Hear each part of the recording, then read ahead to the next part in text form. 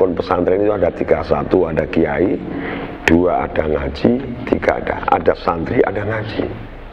1 ada kiai sebagai pengasuh kiai, yang kedua ada santri yang diasuh, dan ada sesuatu yang diasuhkan yaitu pengajian kitab-kitab. Ini tidak boleh.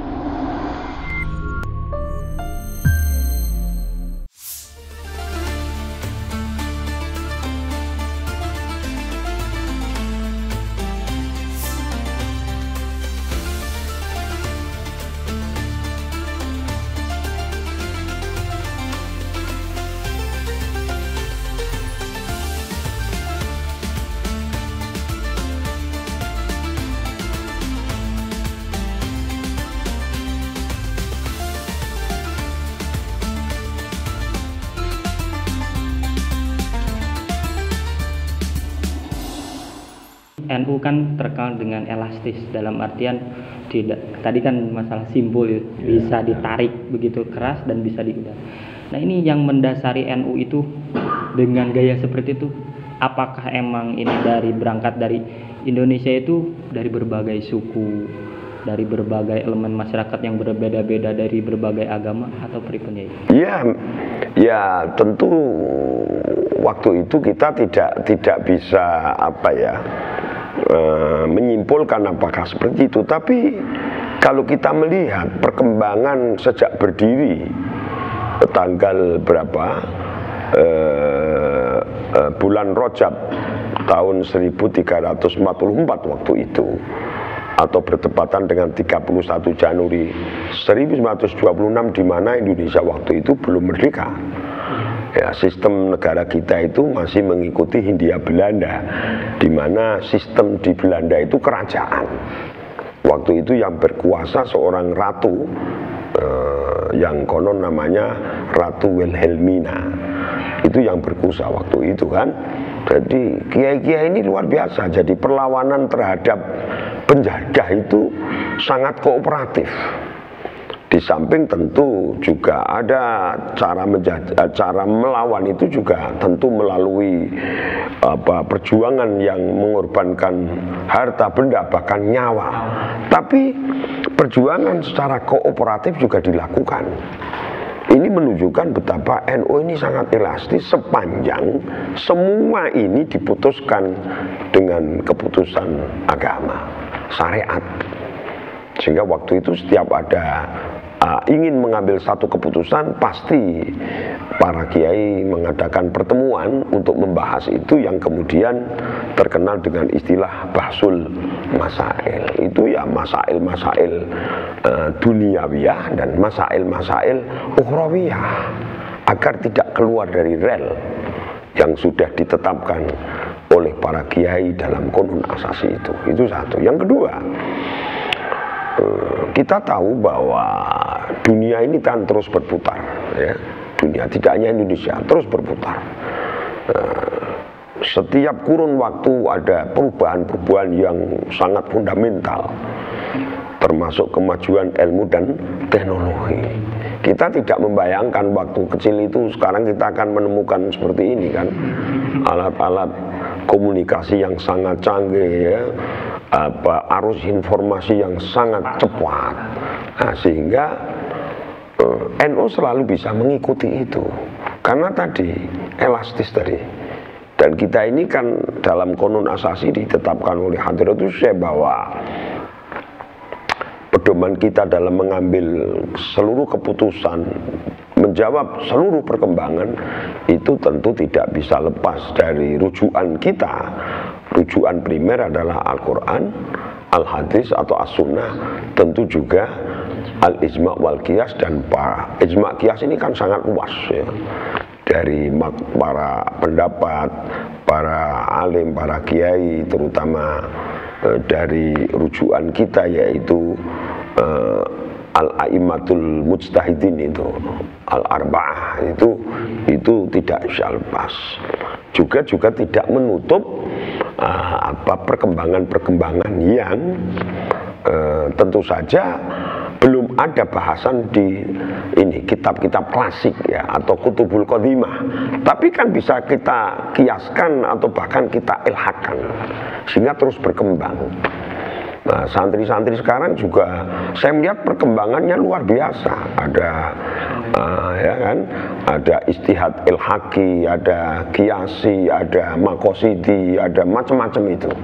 Yang ini juga tidak lepas sebenarnya dari warisan para ulama-ulama dulu.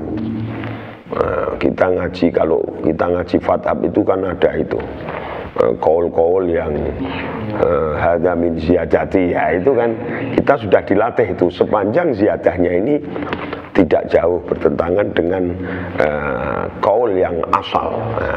Begitu. Sebagai solusi ya, kalau hadza min ziyadati itu kan sebagai solusi. Ya iya jelas, tapi tidak lepas dari asal rujukan primernya gitu. Terus ini ya untuk tantangan ke depannya ini, melihat santri yang katanya dulu itu kaum sarungan itulah kuno dan sebagainya, sedangkan kan NU ini sudah merambah ke berbagai elemen. Nah ini mungkin ada pesan-pesannya. Ya tentu kalau santri itu jelas, jadi apapun perkembangan ilmu dan teknologi ya, yang bisa kita rasakan di berbagai bidang kehidupan, tapi yang namanya pesantren itu harus bisa menangkap itu, tapi tidak boleh tercerabut dari akar tunggangnya ini, akar yang paling pokok. Yang namanya pesantren itu harus ada tiga hal, ada rukunnya. Arkanul pesantren itu salah satu kan. Rukun pesantren itu ada tiga, satu ada kiai, dua ada ngaji, tiga ada santri, ada ngaji. Satu ada kiai sebagai pengasuh kiai, yang kedua ada santri yang diasuh, dan ada sesuatu yang diasuhkan yaitu pengajian kitab-kitab. Ini tidak boleh. Jadi apapun kemajuan dunia ini, ilmu dan teknologi tidak boleh tercerabut ini. Karena ini pijakan kita. Kalau ini tercerabut, ya sekali lagi bisa kita ini menjadi gampang tumbang, gampang jatuh, karena tidak punya akar yang kuat. Ini tercerabut, jadi akarnya menjadi kecil-kecil, gampang terombang-ambing, gampang mudah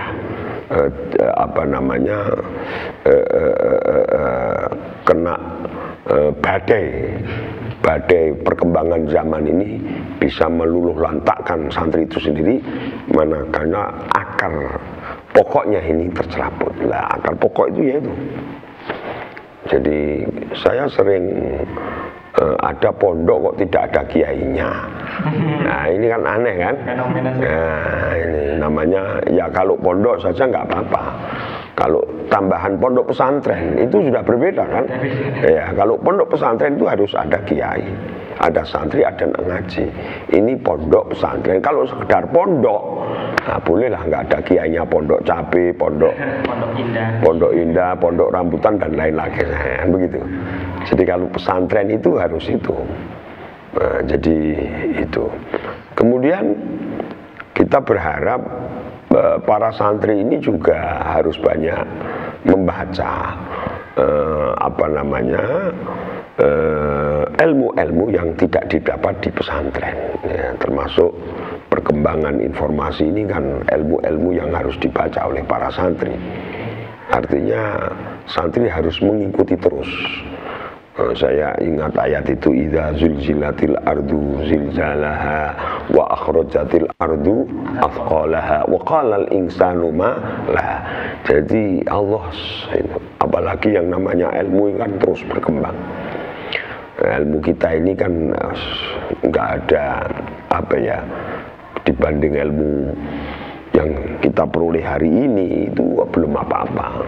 Sampai laukanal bahru midadan li kalimati rabbi lanafidal bahru qabla an tanfada kalimatu rabbi walau ji'na bimithlihi madada. Sehingga santri tertantang ini untuk terus berkembang, berproses terus dalam mencari ilmu untuk menjawab kehidupan ini, agar mereka mampu terus bertahan bahkan memimpin masa depan itu santri. Kalau tadi disampaikan bahwa santri ini kesannya kaum sarungan, sekarang sudah sarungan semua. Presiden kita sarungan, wakil presiden kita sarungan. Orang melihat sarungan sekarang ini keren. Saya masuk di mal-mal itu sudah pakai sarung, di pesawat pakai sarung. Presiden kita kan sarungan terus. Wakil presiden apalagi kan kaum sarungan kan.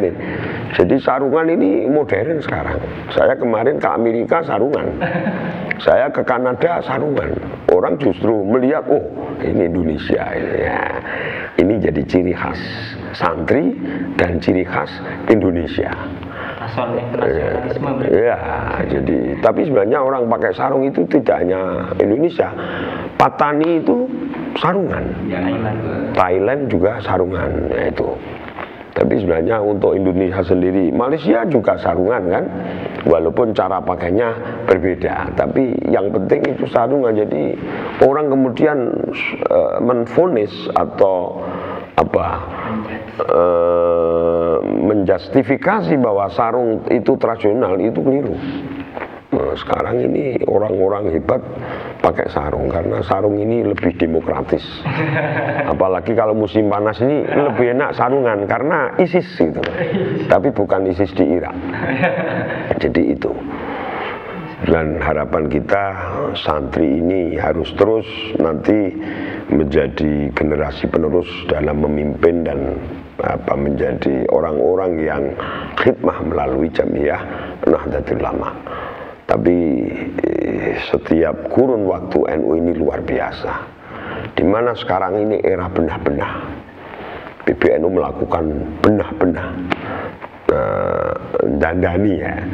Jadi dari struktur, kemudian aturan-aturan, menyangkut banyak hal, masalah pendidikan, mulai pendidikan dasar sampai perguruan tinggi ditata semua.